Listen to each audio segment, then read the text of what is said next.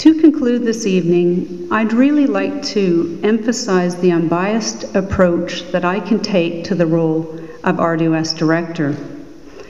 When I did some volunteer work with Discover Naramata Society, I gained some insight into a variety of industries here in Naramata, whether that was B&Bs and accommodations, restaurants, wineries, agritourism. However, I do not work in any one sector here in Naramata, and because of this, I feel I can represent all Naramatians equally. I have been told by more than one regional district director that it takes somebody new almost 2 years to feel knowledgeable and comfortable in this role as RDOS Director. Because of my commitment to attending regular board meetings and because of my participation in the various relevant committees in Naramata, I feel that I'm able to hit the ground running should I be elected on November 19th. Let us continue to support the volunteers that make up the committees that improve our lives, because without them, I'm quite certain that we would lose some of the services and events that benefit us all. I find it's far too easy to critique from a distance than to say thanks and get involved and help out these folks. Let us strive to work together as a community that is not reactive, but is one that takes a proactive approach to the challenges and needs of everyone in the community.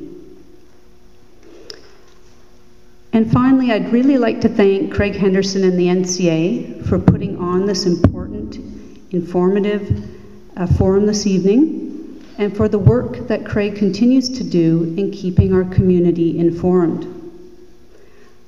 I strongly urge you to get out and vote, whether it's at the advanced poll on the 9th or here in Naramata on the 19th at the elementary school. It does make a difference.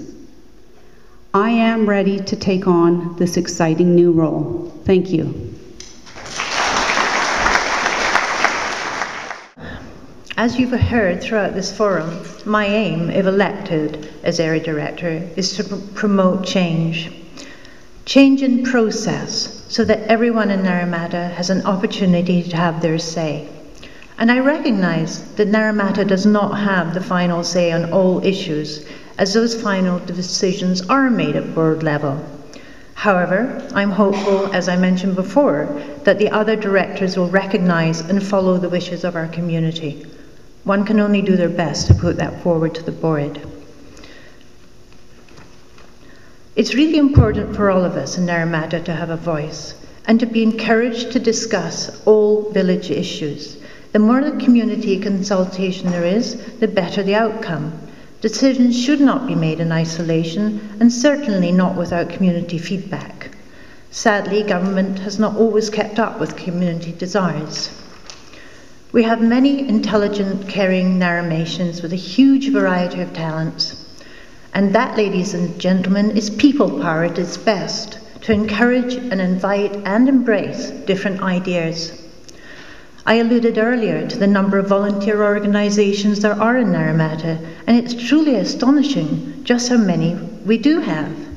And as I look around this room, I see people from Woodwhackers, from the Naramata Community Fund, from the Emergency Social Services, and to name all your great folks would take more than my allotted 5 minutes. However, I do recognise the importance of all of you.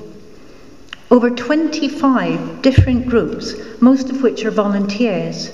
And if we could harness all that energy and encourage open concepts, the potential for Naramata is truly amazing. My gosh, we even have Scottish country dancers. I would like to thank everyone for attending our All Candidates meeting this evening, with special thanks to Naramata Citizens Association for providing us with this opportunity, and to Craig for not only acting as moderator this evening, but for all the hard work he has put into providing an additional forum through My Naramata. So Carla and myself, and giving us help with protocol. Thanks also to the Naramata Centre for the use of Columbia Hall, and, as always, acting as de facto community centre for so many village meetings and events. Additionally, I want to thank Craig for being the catalyst for conversation for us here in the village through the development of My Naramata. This is precisely the type of open communication that provides information for all of us and helps us to keep in touch and up to date. So in summary, this is what I'm going to plan to do. I'm going to bring two-way communication to the community, and the way I'm going to do that is by setting up monthly roundtable discussions, by setting up the website to make it easy for people to access current information, so that minutes, bylaws, background reports are easy to find. I advocate meaningful consultation, community participation, and open, transparent processes. You know, folks, we here in Naramata have had more than our fair share of adversity, from the Blackwell litigation, water quality issues, the Fortis issue, and because of those fights, I've heard it said that you Naramatians are tough nuts to crack. Are we? Or is it because we believe in our rights and have had to fight to be heard? Decisions about Naramata, I truly believe, should be made by Naramata. Thank you very much.